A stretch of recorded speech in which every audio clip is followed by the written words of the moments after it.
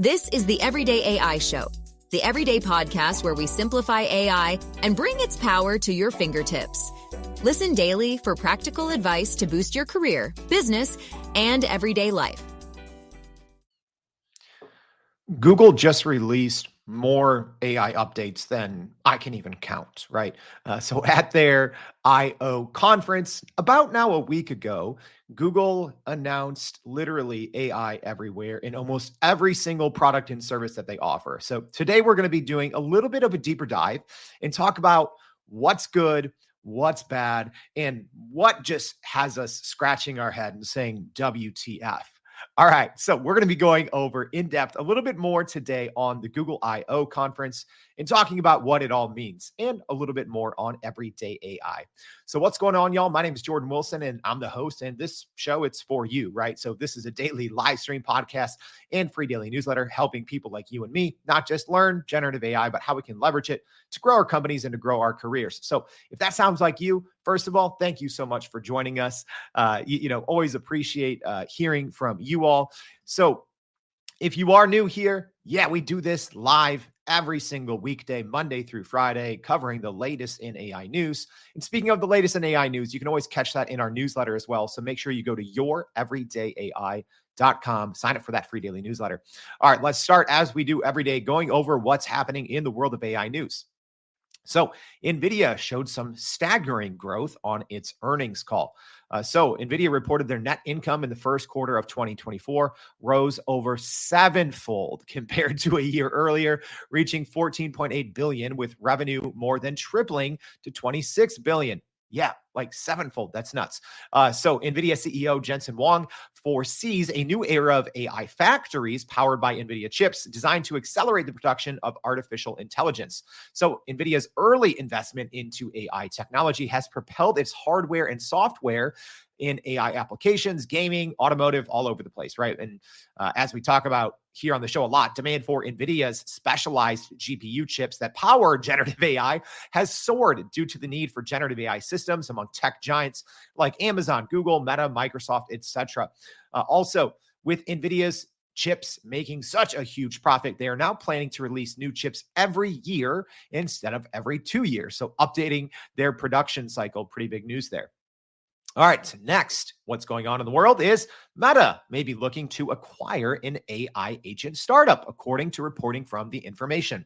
So Adapt, a 2-year-old AI startup founded by ex-OpenAI and Google AI developers, is considering a sale or strategic partnership with tech giants, maybe Meta. So investors have valued Adapt at over $1 billion last year, reflecting the high stakes in the AI startup landscape. So the heavy costs associated with training and maintaining AI models pose challenges for startups like Adapt, even with significant initial funding. And obviously, competition in the AI agent field is intensifying like crazy, right? Even Google and Microsoft have announced that in the last week, with these established players, looking to get involved. All right. Last but definitely not least, OpenAI has struck a $250 million deal with the News Corp for AI training. So OpenAI has signed a deal with News Corp worth $250 million. Yes, a $250 million licensing deal that lasts for the next 5 years. The agreement grants OpenAI access to current and archived articles from News Corp publications for AI training and user question answering. So talked about this a lot on the show, but major companies like already the Associated Press, Financial Times, and political owner Axel Springer have already partnered in content deals with OpenAI. And on the flip side, other major outlets such as the New York Times and my newspaper up the street here, the Chicago Tribune, have filed lawsuits against OpenAI and Microsoft for alleged copyright infringement. So the News Corp will provide journalistic expertise to OpenAI to uphold journalism standards. So this partnership, if you don't know about News Corp, that includes outlets such as Barron's, MarketWatch, Investors Business Daily, FN, the Sunday Times, the Sun, the Australian, a lot of others. So pretty interesting. And I said this about 6 or 7 years ago. I said the only way this, or 6 or 7 months ago, I said the only way this shakes out is a ton of lawsuits and a ton of huge partnership deals. Because hey, let's face it, the reality is large language models are largely built on copyrighted content. So more on that later. But let's talk about what we came here for today is to go over Google's new AI updates from their I/O conference last week, go over the good, the bad, and the what the frick is this. All right. So thanks to our live audience tuning in. As always, Peter joining us from Belgium, Tara from Nashville, someone joining us on LinkedIn here from Florida, Woozy joining us from Kansas City. Thank you all for joining. Would love to hear your questions and comments on what you thought of Google's announcements.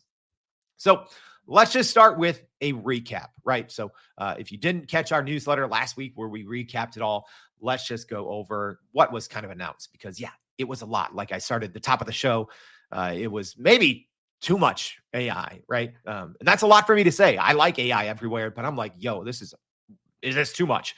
All right, so a couple of the what I think are going to be the highlights and some of the AI initiatives from Google impacting everyday people like you and me. So Google unveiled Project Astra, which is an impressive new kind of AI agent of sorts powered by Gemini. This is very similar to what OpenAI announced in their GPT-4o, and kind of the ability to see, hear, react, and interface with humans in real time in the app. So we're going to show an example of that here in a minute.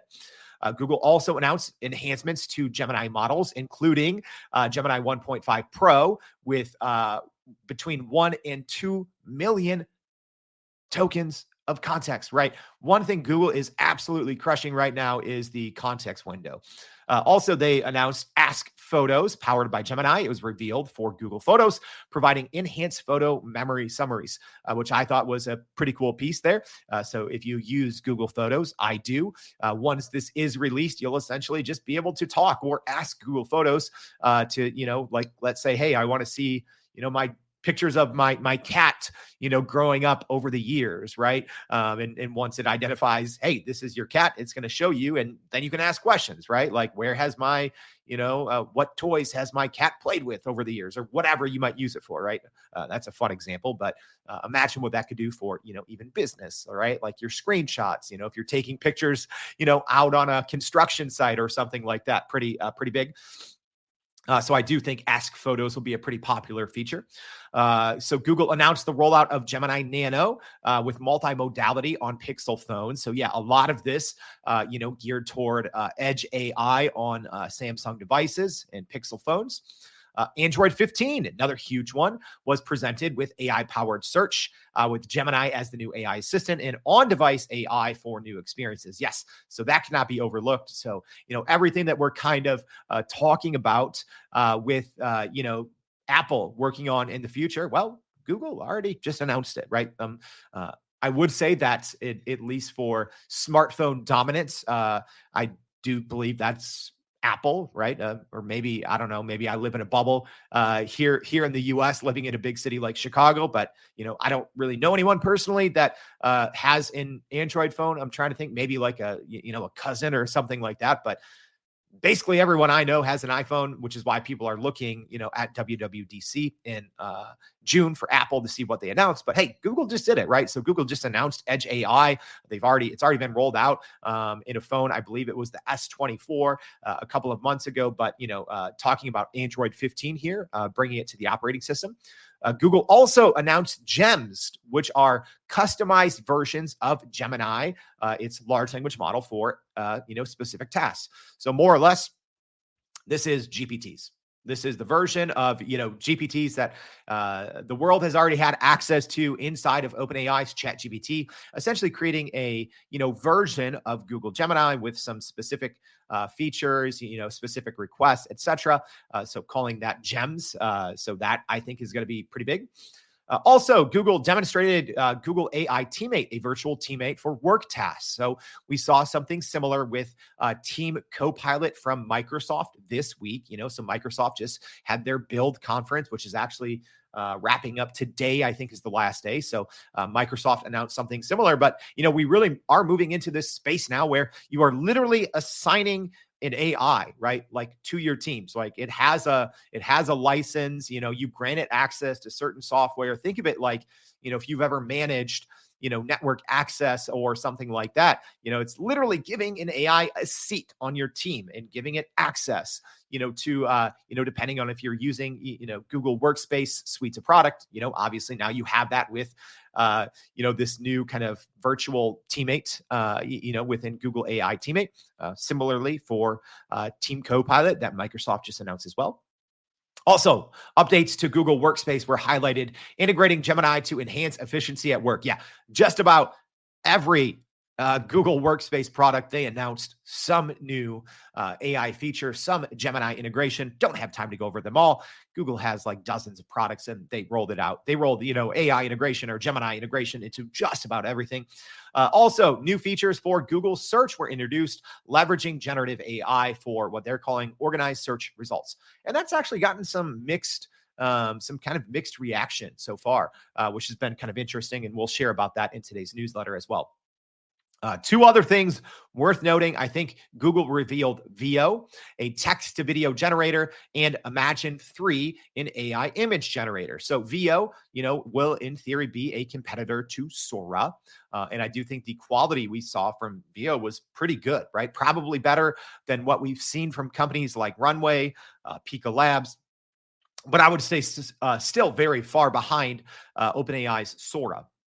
But still, this was kind of a surprise to most. I would say the, text to video, there wasn't a lot of reporting out there on this. Obviously, we knew that, Google already had their image generator. So whether you want to call that a, DALL-E 3 competitor or Midjourney competitor, you could you could say stability competitor, even though they may get bought out.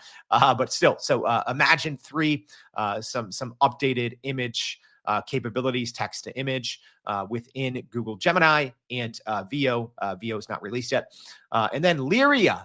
So last but not least on our update list, Lyria, which is Google's AI music generator, was demonstrated with musician Wyclef Jean. So yeah, and that's just some of the highlights that we picked, right? There are literally, I went through, I watched the presentation, had dozens of bullet points of like main announcements. So that's just the ones that I think ultimately are going to be affecting a lot of everyday people, right? So if your company, especially, right, if your company uses, or if you personally use Google, Google's suite of products in Workspace, that's what our company, my company's Accelerant Agency and Everyday AI, right now we use Google Workspace, right? So some of these features have already been rolled out. Some of them, for whatever reason, are available on, my free Gmail, my personal Gmail, but not my work accounts, even though we pay extra, right? So not only do we pay monthly for a seat on those, but we also pay extra for all these AI features,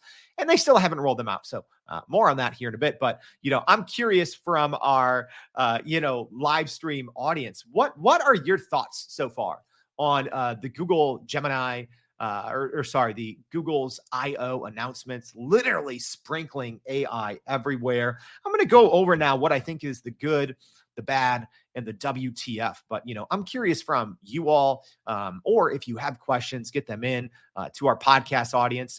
We always leave in the show notes ways that you can reach out, send us an email. You can just actually send us a text message now, straight from the show notes. So if you are listening on the podcast, would love to hear from you as well.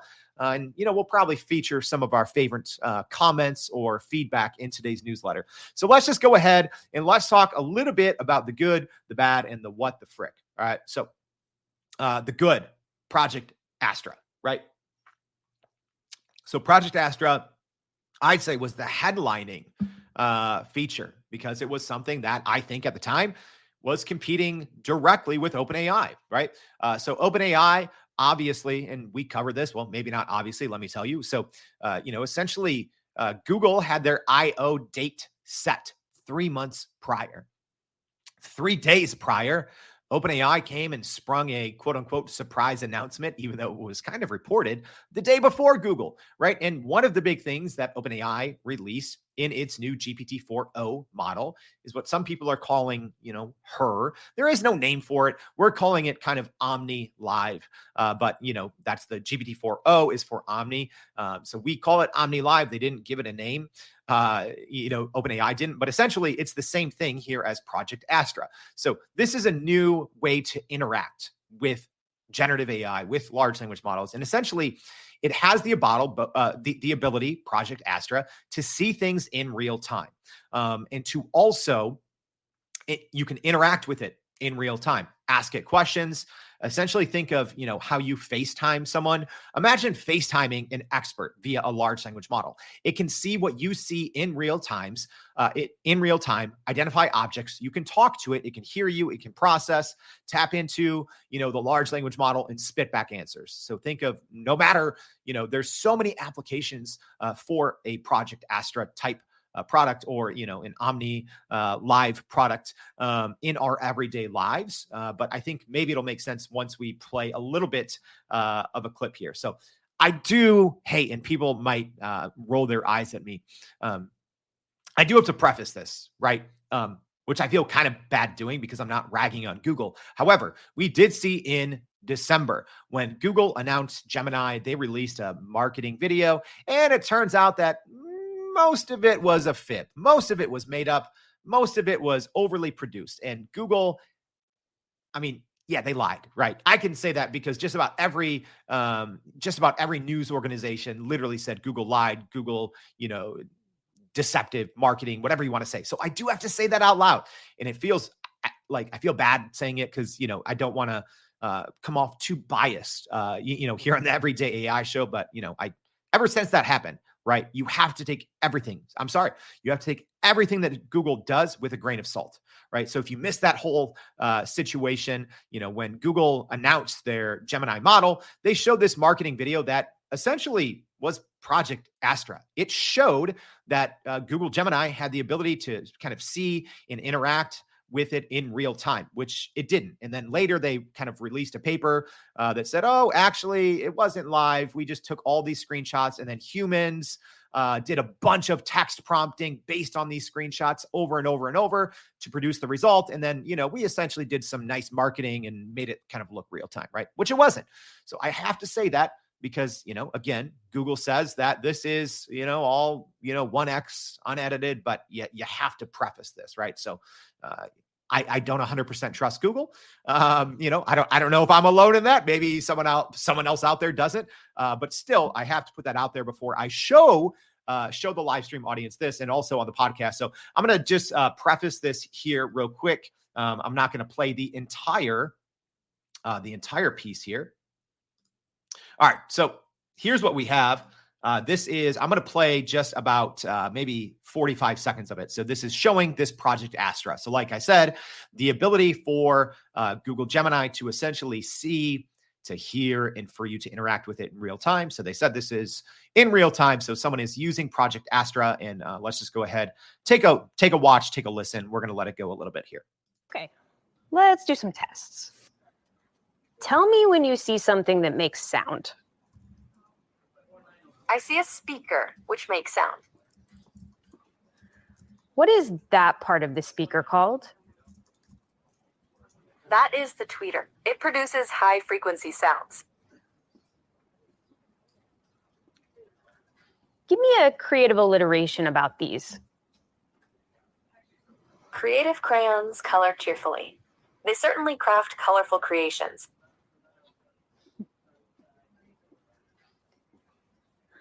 What does that part of the code do? This code defines encryption and decryption functions. It seems to use AES-CBC encryption to encode and decode data based on a key and an initialization vector, IV.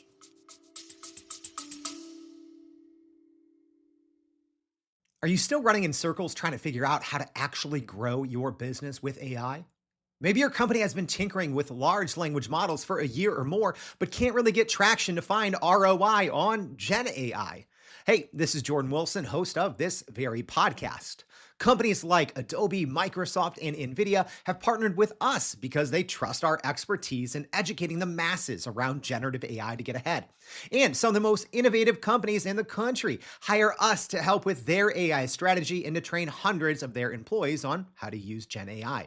So whether you're looking for ChatGPT training for thousands or just need help building your front-end AI strategy, you can partner with us too, just like some of the biggest companies in the world do.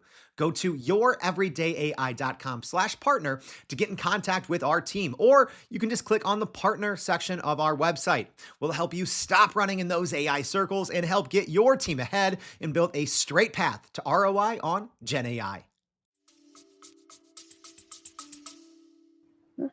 All right. So hopefully, let me know, live stream audience. Hopefully y'all could hear that audio and you weren't just sitting there in silence for 40 seconds. So let me just kind of explain to our podcast audience what happened there. So it started with someone going up to a speaker, right? And then they on the screen, which I think this is a great feature. And if this works, this is pretty amazing. And we didn't see this out of OpenAI's announcement, but it looks like there is the ability to kind of draw live. So, there was this speaker and she kind of live drew with her finger on the Pixel phone, an arrow, and pointed to a certain part of that speaker while it was still live in real time, which I think is really cool.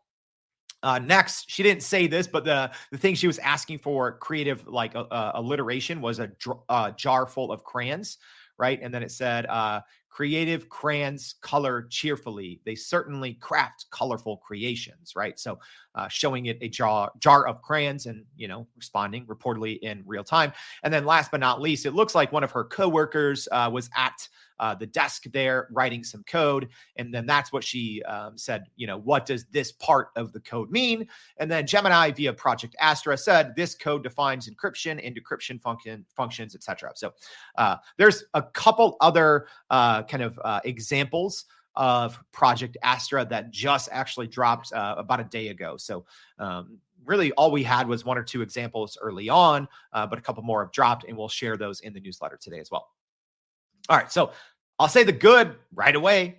Project Astra looks pretty amazing, right? Again, if this is actually what is going to be rolled out, this looks like it does have some real-time capabilities that OpenAI's GPT-4o, Live Omni might not have out of the gate. So pretty impressive.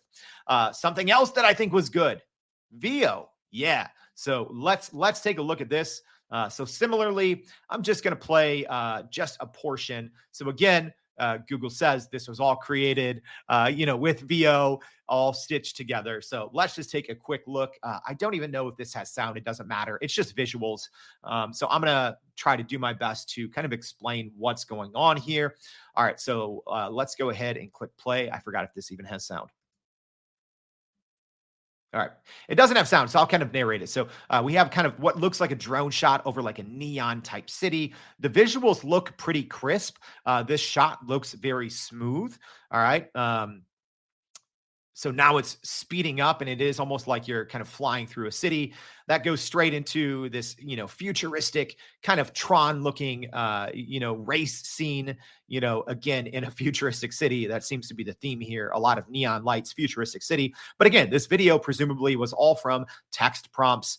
So it almost looks like a car race scene. You can obviously tell this is not quote unquote, real life, but it does look like extremely high quality, right? Like whether that was CGI or animation, it looks like something that would take a lot of money and a lot of skill to build here. So again, we're just kind of going through this race car scene.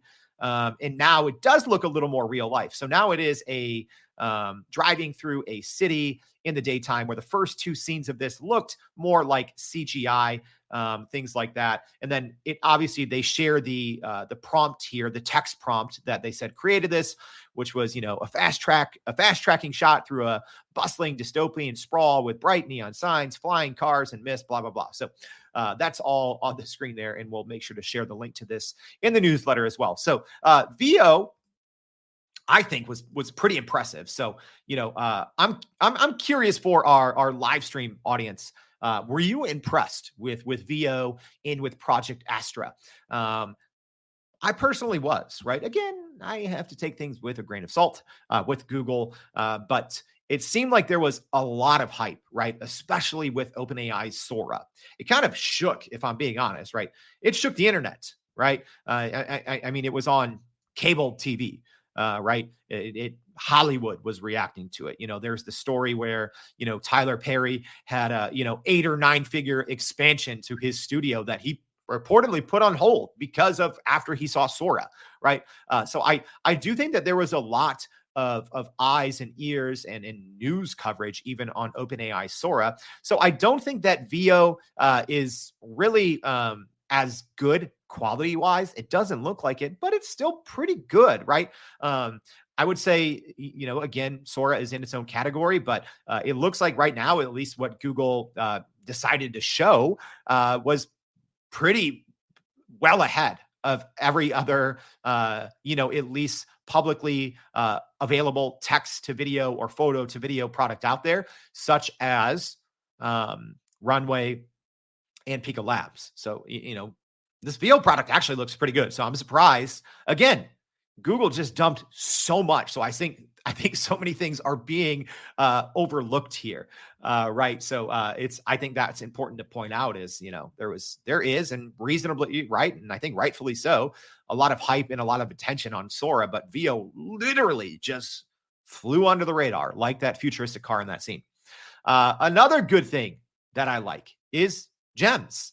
So I think gems, in the same way that I think that custom GPTs can kind of change how people interact with large language models. Similarly, I think Google Gems can do that as well. Again, all we got was, kind of a little demo video and a bunch of marketing. But again, I think this is the future of how people interact with large language models. If I'm being honest, and this is another show for another day, I think the future is actually small language models and working with many of them that are highly tuned for specific purposes. However, I think in the interim, something like GPTs or GEMs is how people are ultimately going to get the most out of large language models, right? So if you don't know, GPTs and presumably GEMs, it kind of looks like, Google's GEMs are just GPTs, which have already been announced and they've been out for, 6 months. So here's one area that it looks like Google is actually playing catch up on compared to OpenAI. But essentially it allows you to it's not custom instructions necessarily, but it allows you to configure a customized version of the model. So for different tasks. So let's say you wanted something that was a creative copywriter, if you start a new chat, in Gemini, you might have to kind of quote unquote coach it to get it there. And then maybe you want something that helps you summarize long PDFs in a very formal tone in bullet points, right? Like as an example. So normally you would have to start a new chat and kind of go through a process to get them there. And instead, this is a way to customize Google Gemini and kind of save it. I do believe also you can give it access to certain files and information in your Google Drive. So also, I call that mini RAG, right? Retrieval augmented generation. It's not true RAG, but I think when you can upload, files, it is kind of this, miniature RAG, how you can bring in your company's data or, personal data that you want to work with into the model so you can improve the capabilities and the output out of the gates. So I do think GEMS, another huge announcement that I think I'm pretty impressed by. Again, if it all comes to fruition as it was marketed, which is another story with Google sometimes. All right, so let's talk the bad. Yeah, and hey, I agree. I agree with Adam here joining us from YouTube. Said it would be cool if we knew that it was real. Google fakes everything. Yeah, I will say they're very good at marketing, right? Google is a marketing company that also has other products, right? Like, I know that sounds wild, but at least when it comes to their AI, that's what I think it is. It's about marketing, branding, etc. Tara says clear and never a disappointment. Great as usual. All right, so let's go talk about the bad. I think one of the bad things here is access, right? As an example, all these Gemini updates stole the show, especially with its long context window. But here's the thing. Google does not make it easy for the average person to get access to all of this, right? And also Google is very, right? So if you're just using the front end of Google Gemini, right? So you just log on to Gemini and you're just using it like you are ChatGPT.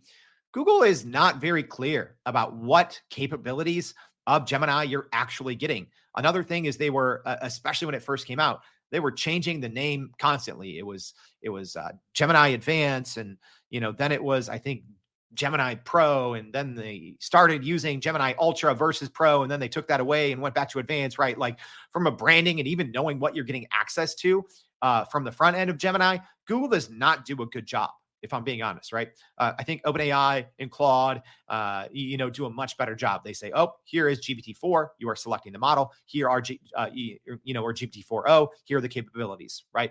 Within Anthropic's Claude, you go in to the front end and, you're like, okay, I'm using Claude 3 Sonnet. I'm using Claude 3 Haiku.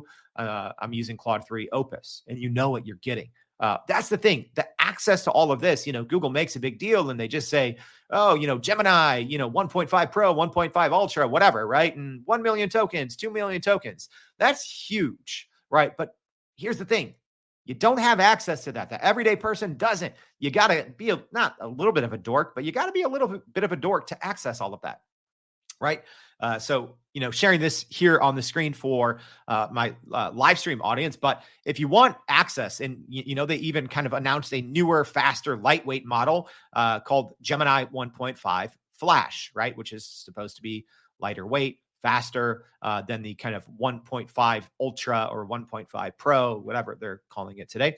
But you have to actually go into Google AI Studio, and you have to create a new Google Cloud project to create an API key, and it's pay as you go, right? So I do understand that, right? Because they probably can't just release something with 1 million tokens or 2 million tokens into the kind of consumer or the front end version of Google Gemini, because from a billing standpoint, that's expensive, right? And if you don't know anything about tokens, first of all, the fact that Google is, even in its AI Studio, is offering 1 million tokens, very impressive.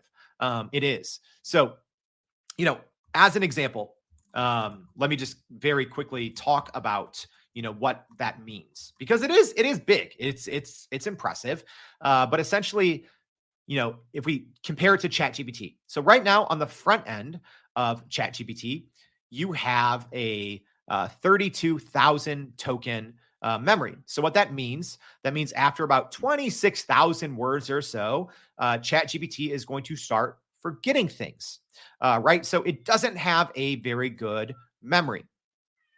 But this does, right? So Google Gemini in the AI Studio does. A 1 million token memory is huge. Also, another great thing, and something aside from that memory, that context window that Google is leading the pack in, another thing that they're leading the pack in is multimodal. So you can input, you can input video, and I did some testing on it last night. So you can upload videos and ask questions of your videos, which is amazing. And that's the future. That is the future of large language models, right? But here's the thing. Everyday AI is for everyday people. That is not going inside Google AI Studio or, Vertex, Google AI's, Vertex AI, which is more of kind of like a developer playground, right? So you kind of have to be a little technical to be able to use all of these features right now. So on the front end of Gemini, which is how I would believe, 90% or more of our audience would, access Gemini that way, the same way that, there are capabilities with, GPT-4 that you can only get if you're using the playground or using their API. But for the most part, what we get in the ChatGPT version is pretty similar. And that's not the same case with Google Gemini. So yes, you always hear these things like, oh, you should use Gemini because of their, their million token context window. Okay, well, yeah, you got to be a little bit of a dork, and use Google AI Studio or use Vertex AI. And that is, at least for now, pay as you go, even if you are on a monthly paid plan, right? Because the context window, yes, is very expensive. So that's something.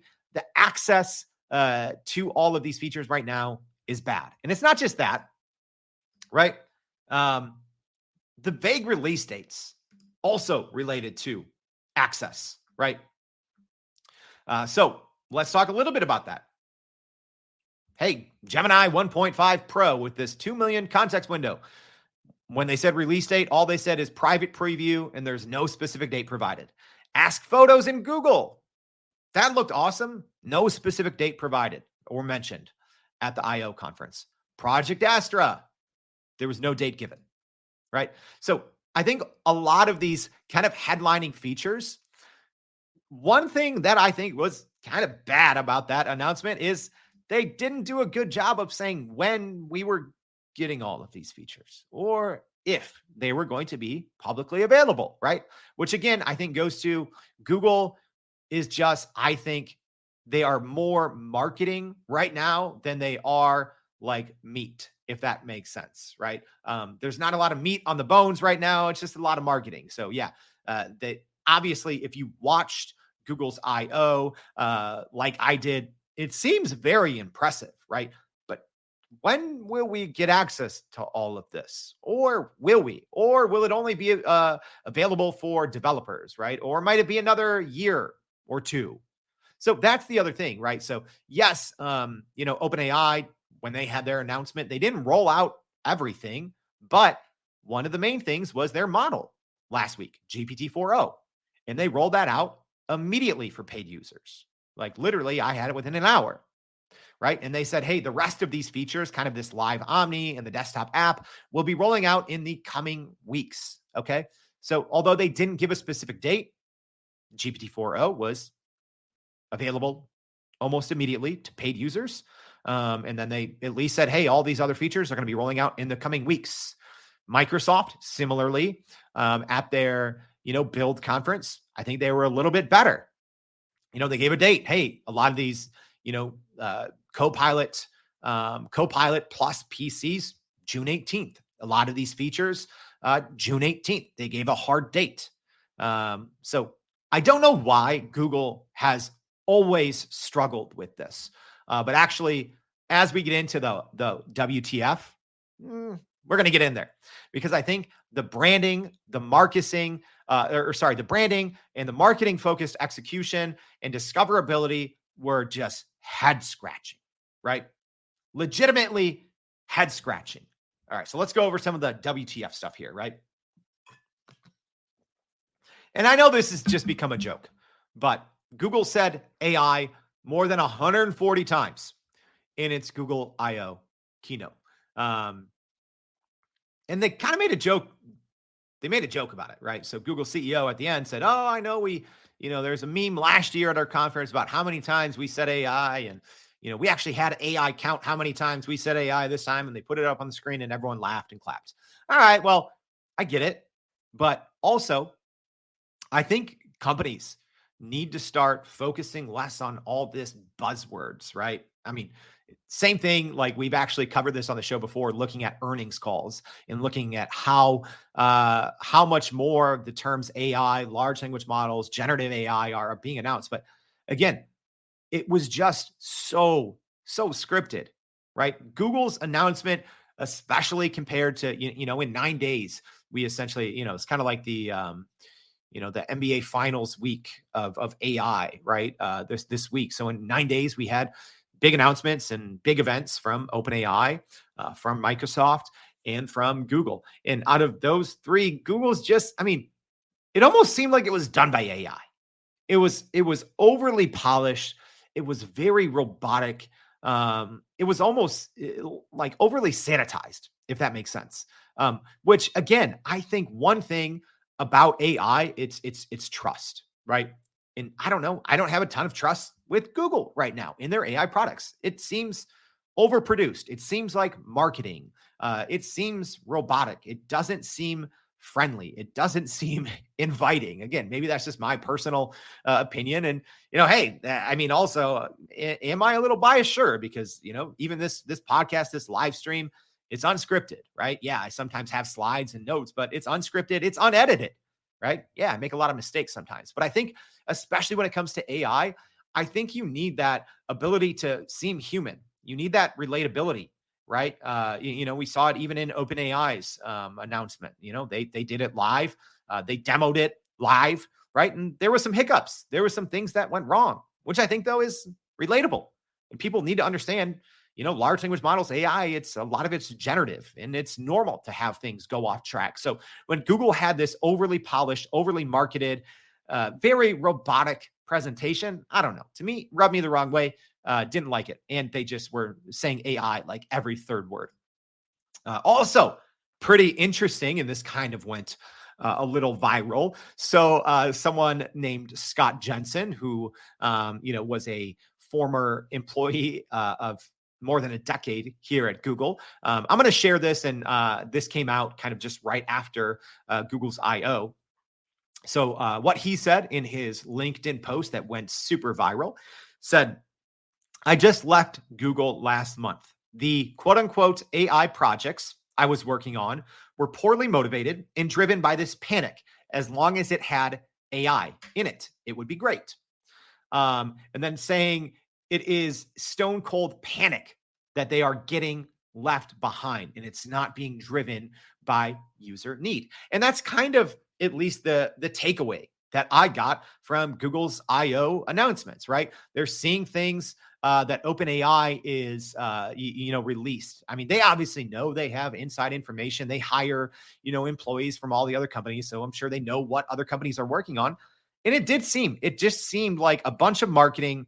Let's just throw some slides and some demos up there. Let's not really have a release date, an actual roadmap. Let's just, essentially wow people with marketing. Hopefully analysts respond positively. Hopefully our stock price goes up and, we'll start delivering whenever, right? Just throw a bunch of AI in it, make a cool marketing presentation, a cool demo video. Hopefully it works.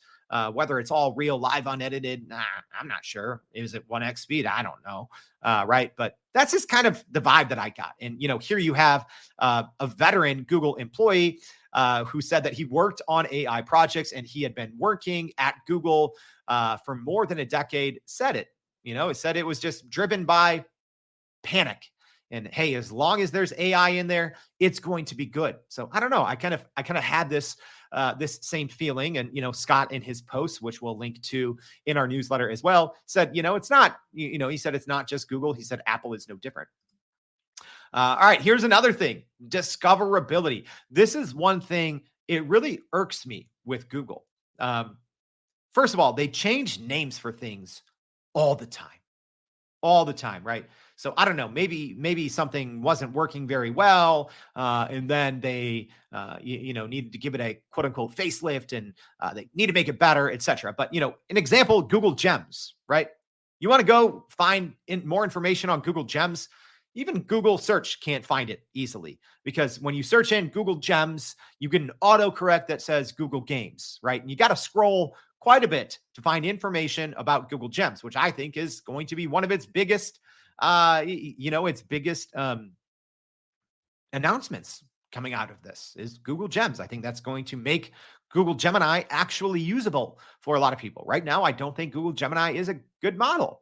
I think it is in fourth place, right behind GPT-4o, behind Windows Copilot, which obviously uses GPT-4o, and then behind Claude. I don't think Google Gemini right now is a great large language model. Yeah, it's got a great, a very impressive context window. It has multimodality input, but you got to have, that tech background. The front-facing Gemini, I don't think is very great.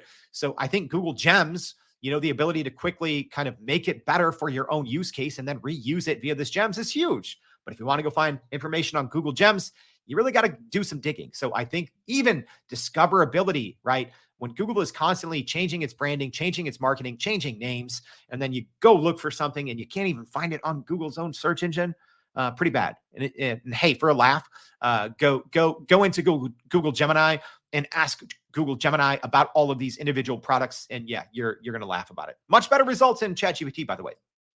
All right. So that's it. Covered kind of what's good, what's bad, and what's WTF. So quick recap. So what I think is good from Google's I/O announcement: Project Astra, super impressive. Vio, their AI video product, Gems, kind of their version of GPT, I think all super impressive. Some bad things is access. It's not easy to access all of these great features.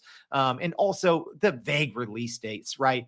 You gotta at least say, hey, by fall or by, this date or in the coming weeks, like OpenAI. So I think that was pretty bad from the I/O announcement. And then the scratching, the WTF, I mean, the branding, just being overly marketing, polished, and then the discoverability. I just think things were WTF. So I hope this was helpful. Thank you for joining us. If you're on the podcast, make sure to check out your show notes. You can always reach out to us, but leave us a review and rating on Spotify and Apple. If this was helpful, we'd appreciate that. Also, we'd appreciate it if you haven't already, go to youreverydayai.com, sign up for the free daily newsletter. Every single day, we recap the topic of the day, as well as going over every single thing that you need to keep up in the world of AI to grow your company, grow your career. Thank you for joining us. We hope to see you back tomorrow and every day for more Everyday AI. Thanks, y'all. And that's a wrap for today's edition of Everyday AI. Thanks for joining us. If you enjoyed this episode, please subscribe and leave us a rating. It helps keep us going. For a little more AI magic, visit youreverydayai.com and sign up to our daily newsletter so you don't get left behind. Go break some barriers, and we'll see you next time.